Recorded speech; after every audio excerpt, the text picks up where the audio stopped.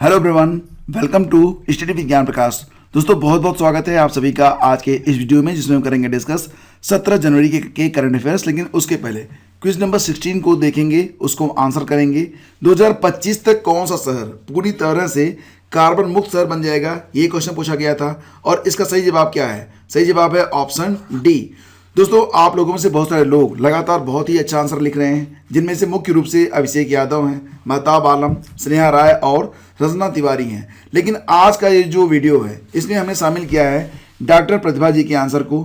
इन्होंने बहुत ही अच्छा लिखा है और वीडियो को इन्होंने बहुत ही जल्दी देख भी लिया था। 13 घंटे पहले इन्होंने ये लिखा था कि डेनमार्क की राजधानी कोपेनहेगन 2025 तक विश्व का पहला कार्बन उत्सर्जन मुक्त शहर बनने की ओर अग्रसर है। 2025 तक कोपेनहेगन को कार्बन उत्सर्जन मुक्त रखने का लक्ष्य रखा गया है, जिसके लिए कचरे को ऊर्जा में बदलने के लिए 4300 करोड़ रुपए में बने पावर प्लांट के ऊपर कृत्रिम स्कीइंग स्लोप बनेगा, यानी कि खेल को भी इसमें शामिल कर दिया गया है। तो ये बहुत ही अच्छी बात है। वहीं कोपेनहेगन में 100 नई पवन चक्कियां लगेंगी। इससे ऊष्मा और बिजली की खपत में 20% तक की कमी आएगी।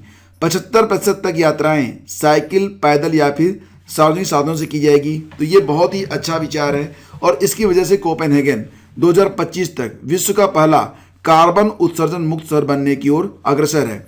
2005 से लेकर अब तक शहर का जो कार्बन उत्सर्जन है ये 42% तक, नियर अबाउट आधा कम हो चुका है। तो फ्रेंड्स ये जो वीडियो है, अगर ये सीरीज आपको पसंद आ रही है तो इसे लाइक और शेयर आप जरूर किया करें। आगे बढ़ेंगे और डिस्कस करेंगे आज के करंट अफेयर्स को। लेकिन उसके पहले आपको बता दें कि दिसंबर 2020 की जो करंट अफेयर्स है उसकी ई बुक यानी कि PDF चैनल पर उपलब्ध है। अगर आपने अभी तक परचेज नहीं की है तो परचेज लिंक आपको मिल जाएगा वीडियो के डिस्क्रिप्शन और कमेंट बॉक्स में। ये किताब 49 रुपये में अवेलेबल है। अगर आप चाहें तो इसे खरीद सकते हैं और अपने मोबाइल में पूरी PDF को सेव करके जब चाहें, जितनी बार चाहें, आप इसे पढ़ सकते हैं। पहला क्वेश्चन बहुत ही अच्छा है। क्वेश्चन है कि हाल ही में समाचारों में रहा विल्चिंस्की जलप्रपात ये किस देश में स्थित है? विल्चिंस्की जलप्रपात। तो दोस्तों ये जो जलप्रपात है ये कहाँ पर है? ये रूस में पाया जाएगा, ऑप्शन ए। तो सही जवाब है इसका रूस। फ्रेंड्स आपको बता दें कि विल्चिंस्की जलप्रपात रूस में कमचातका प्रायद्वीप में स्थित है। सर्दियों में इसे सार हिमवर्तिका के नाम से जाना जाता है। अब ये जो सार हिमवर्तिका है ये चर्चा में क्यों है? क्योंकि अभी हाल ही में सार हिमवर्तिका के ढहने से रूस में 4 पर्यटकों की मौत हो गई है।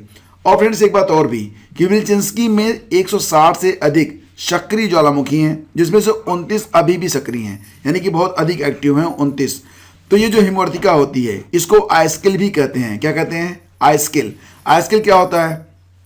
आपने देखा होगा कि जब ठंड बहुत अधिक होती है तो झीलों के ऊपर का जो पानी होता है वो भी जम जाता है, लेकिन कई बार तो जो झरने होते हैं वो भी जम जाते हैं। तो इस प्रकार की एक आकृति आपको नजर आती है। यहाँ पर जो पानी होता है वो बर्फ बन जाता है और यहाँ पर लोग एंजॉय करने के लिए पहुँच जाते हैं। लेकिन कभी कभी जैसे कि ये दुर्घटना घट गई है तो यहाँ पर क्या हुआ कि ये जो पानी रुका हुआ था, ये जो जमा हुआ पानी था, ये ढह गया। ये जो आइसकिल थी ये ढह गई और इसकी वजह से 4 पर्यटकों ने अपनी जान गंवा दी है। तो ये बहुत ही दुखद घटना है और ये क्वेश्चन काफ़ी इंपॉर्टेंट हो जाता है। तो ये क्वेश्चन आपको बिल्कुल पता होना चाहिए कि ये जो द्वीप है, ये जो जलप्रपात है विल्चिंस्की, ये रूस में स्थित है। आगे बढ़ते चलते हैं अगले क्वेश्चन पर। क्वेश्चन ये होगा कि हाल ही में समाचारों में रहा शब्द कीट सर्वनाश। ये शब्द है कीट सर्वनाश, दैट इज इंसेक्ट एपोकलिप्स।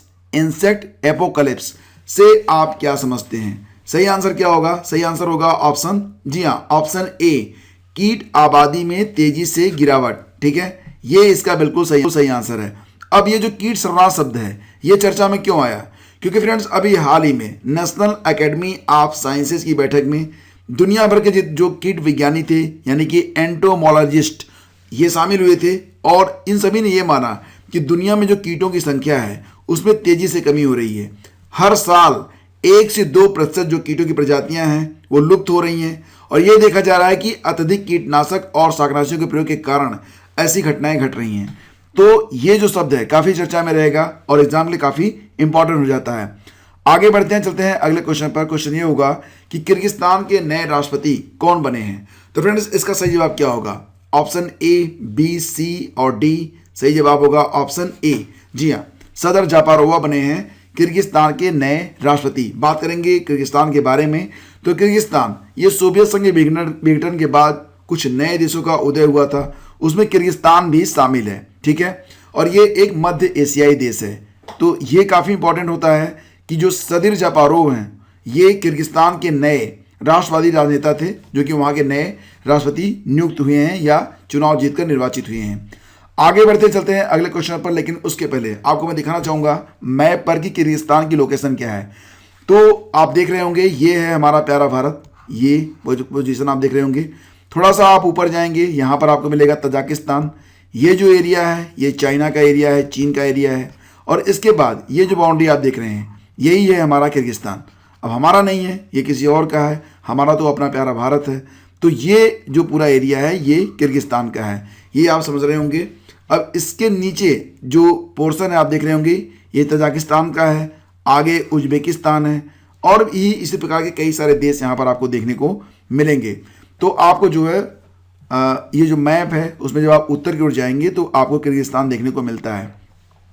अगला क्वेश्चन भी बहुत ही अच्छा है। क्वेश्चन होगा कि हाल ही में प्रधानमंत्री कौशल विकास योजना, इसको जो है लिखते हैं प्रधानमंत्री कौशल विकास योजना, PMKVY योजना का तीसरा चरण शुरू हुआ है। ये काफ़ी इंपॉर्टेंट है, कई बार पूछा जाएगा कि 2021 में PMKVY का कौन सा चरण स्टार्ट हुआ है। सही जवाब बनेगा इसका तीसरा चरण।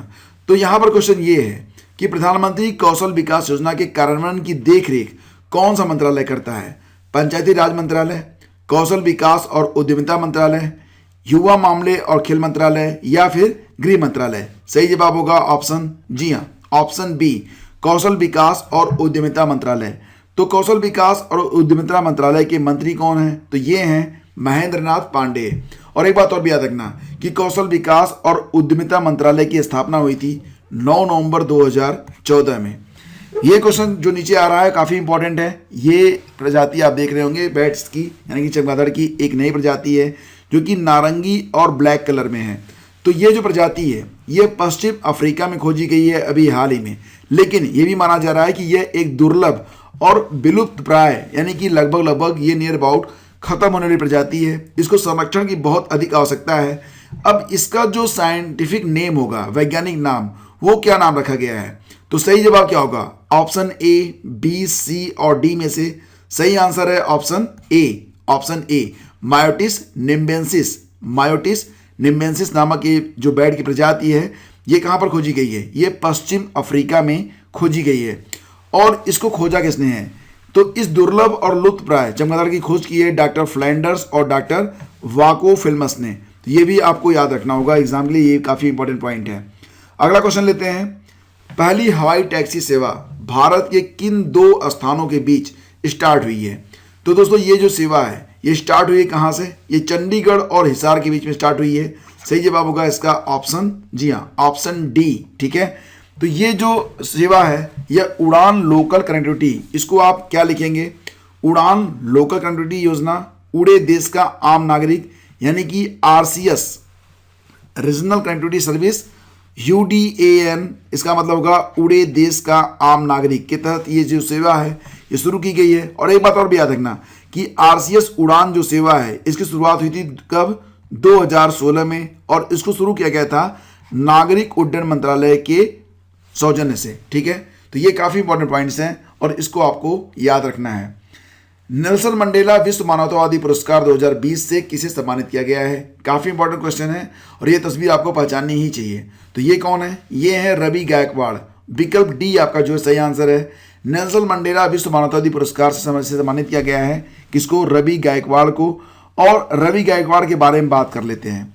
तो ये जो है चीफ है RTO के थाने और कोंकण रीजन में। ठीक है, और ये बहुत ही सम्मानित पद पर हैं। महाराष्ट्र में chief of the road safety cell के हैं और भारत में हैंडबॉल फेडरेशन ऑफ इंडिया के चेयरमैन भी हैं और साथ ही साथ इंटरनेशनल हैंडबॉल फेडरेशन के सदस्य भी हैं। तो काफ़ी इंपॉर्टेंट है ये क्वेश्चन और काफ़ी इंपॉर्टेंट ये पर्सनालिटी भी हैं, तो इनके बारे में आपको बिल्कुल पता होना चाहिए।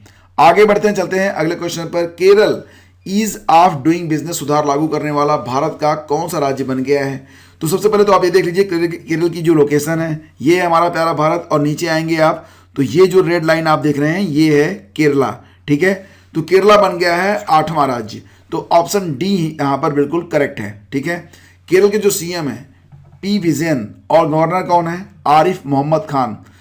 अगला क्वेश्चन भी बहुत ही अच्छा है। क्वेश्चन होगा कि पारंपरिक खेल जल्लीकट्टू का आयोजन ये किस प्रदेश में किया जाता है?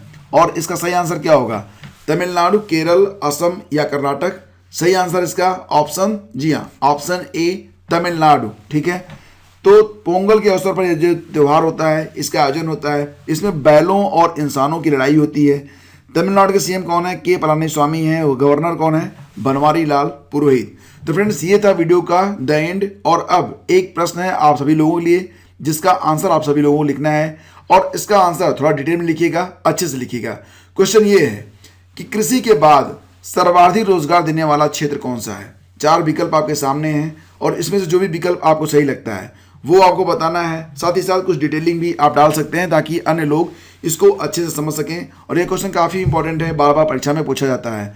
और इसका सही आंसर मैं दूंगा आपको क्विज नंबर 18 से पहले, यानी कि 18 जनवरी के करंट अफेयर्स में। तो मिलते हैं आपसे अगले वीडियो में। आज्ञा दीजिए, नमस्कार, जय हिंद। और लेक्चर की पीडीएफ को अगर आप डाउनलोड करना चाहते हैं तो आपको हमारे टेलीग्राम चैनल से कनेक्ट होना होगा।